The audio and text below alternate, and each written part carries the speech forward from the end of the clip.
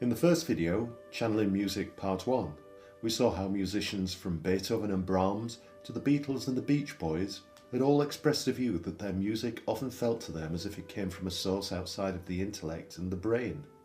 In Part 2, we looked at what the source of this music is and how some 20th century mediums had provided compelling evidence that composers of the past, working from beyond the grave, are actively trying to help today's musicians with their work.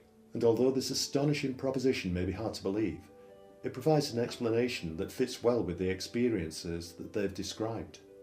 Incidentally, the handful of musicians that I've referenced in the previous videos are not the only ones to have had these experiences. If you're wondering whether these are just isolated examples of some kind of paranormal phenomenon, then you might be surprised to find that there are many more songwriters and performers who've made similar claims about their musical inspiration. It's not just Paul McCartney and Michael Jackson who have heard some of their best songs in their dreams. This has happened to Roy Orbison, Bono, Adele, Barry Manilow, Billy Joel, James Taylor, David Bowie, and many more. It's such a common phenomenon, in fact, that many musicians keep a sound recorder next to their bed so that if they wake during the night having dreams of music or lyrics, they can capture it. For example, one morning in 1965, Keith Richards woke up to discover that his tape recorder was at the end of the tape.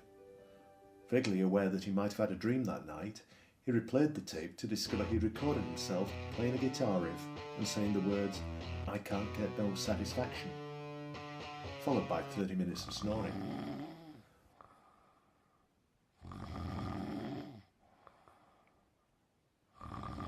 Weeks later, the Rolling Stones were topping charts all around the world with the song Satisfaction.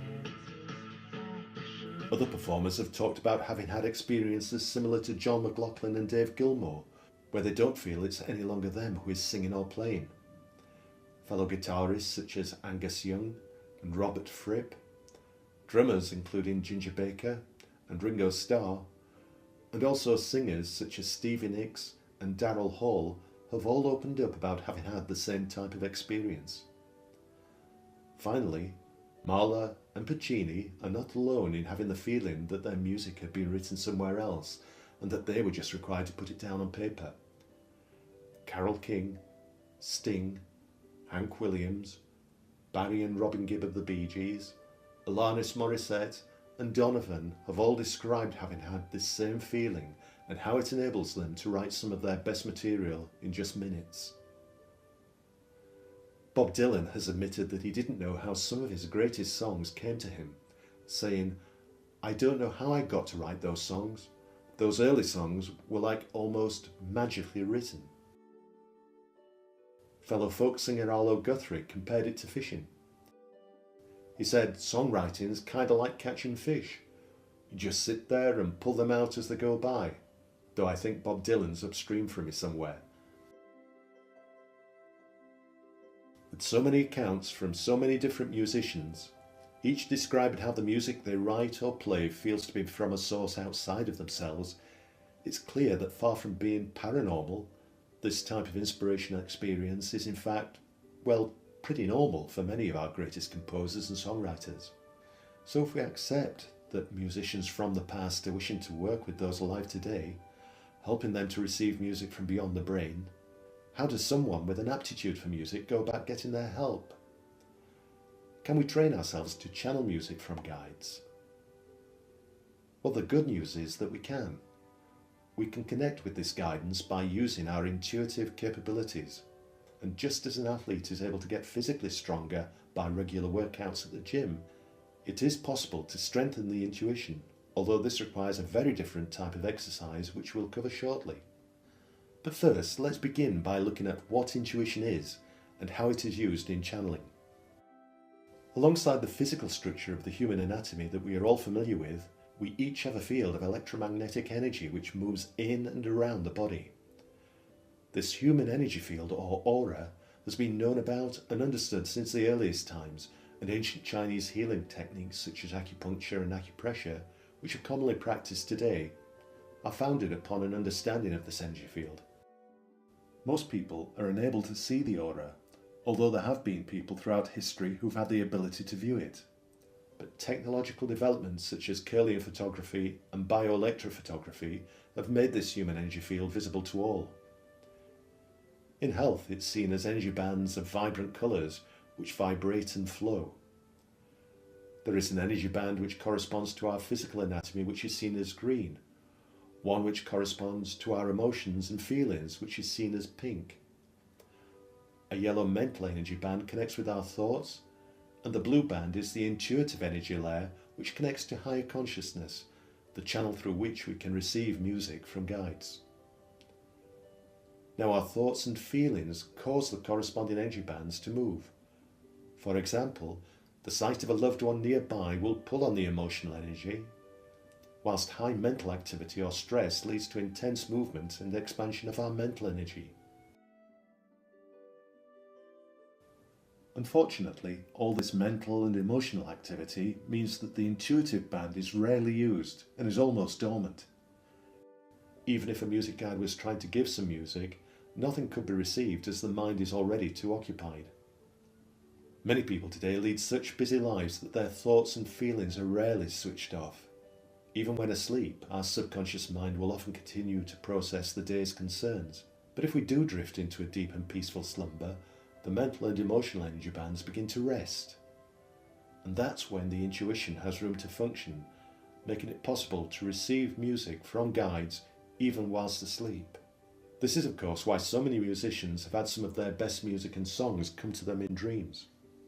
Now there is a way to both restore the balance within the energy field and build up the intuitive capacity, making it possible to connect intuitively to guides whilst awake in order to channel music. The emerald alignment is a simple exercise which anyone can do, which includes visualising an emerald beam travelling from a point above the crown of the head, down the spine, down through the base of the spine and into the earth between the heels, and then across the shoulders, down the arms and into the hands. It is, however, much more than a visualisation.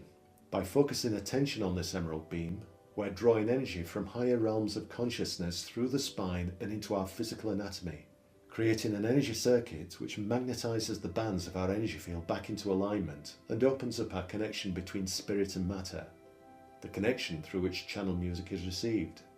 It also boosts the immune system and helps when dealing with stressful situations, but I'll keep the focus on music in this video. Incidentally, if you want a more detailed description of the emerald alignment, there's a link here that I'll repeat at the end of this video. Now, by incorporating this short exercise into a daily routine, and the more times a day the better, the balance in the human energy field is improved and the intuitive capacity is increased, enabling channel music to be received from guides with greater clarity and ease. Regular meditation is also helpful, especially when used in conjunction with the emerald alignment exercise. So now that we know how to strengthen our intuition, how do we go about applying this capability to receive channel music? Well, here's a simple process that will help you whether you're going to perform or wish to compose music or songs. It's the same process whether you're a singer or play an instrument such as a piano, guitar, a saxophone or a trumpet, or whether you're a composer or songwriter.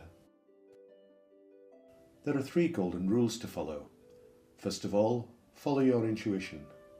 Books on music or training courses have their place, of course, but they're not the only way to develop or enhance your musical gift.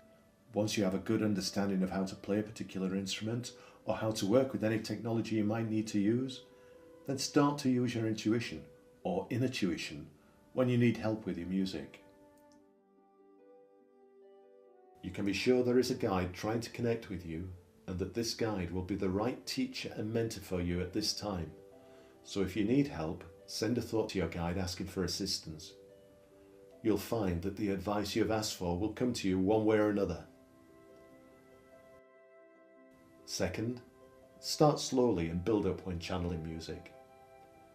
You may already be an accomplished musician, used to working for hours at a time, but don't forget you're only just beginning to make use of your intuitive capabilities, so these need to be gradually strengthened.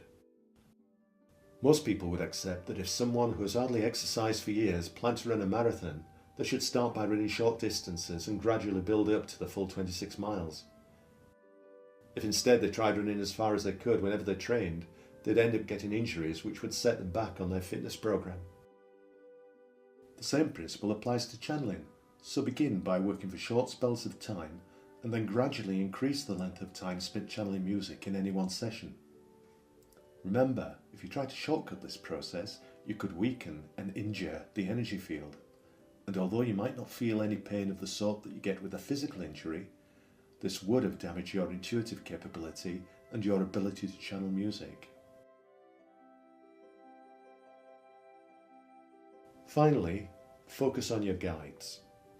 You might not be conscious of their presence or have any idea of their names, but you can be sure that they are very much aware of you, so it's important that before starting to compose or play music, you have a short meditation in which you acknowledge their presence and ask them to connect with you and to help you. If you're going to compose a piece of music or write a song, send a thought to your guide asking that you might be given the specific music that you need. And where the music is for a particular purpose, perhaps to mark an occasion or a soundtrack for some project, or maybe a piece of music for someone that you know, then ask that you receive the right music for that purpose. Similarly, once you've finished working, remember to thank your guides for their assistance. After all, everyone appreciates good manners.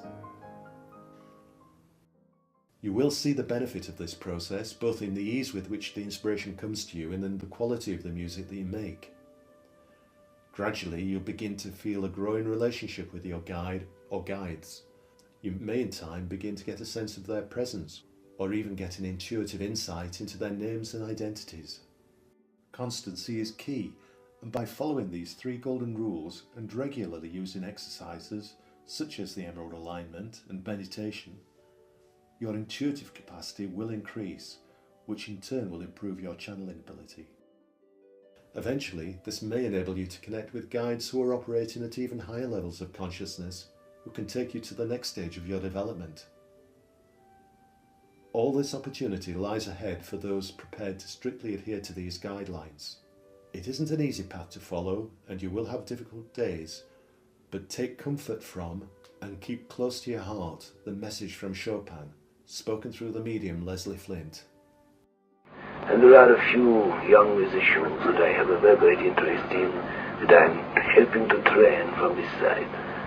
You know, it is rather disappointing. They are not conscious of my presence, but nevertheless I try to help them as best I can.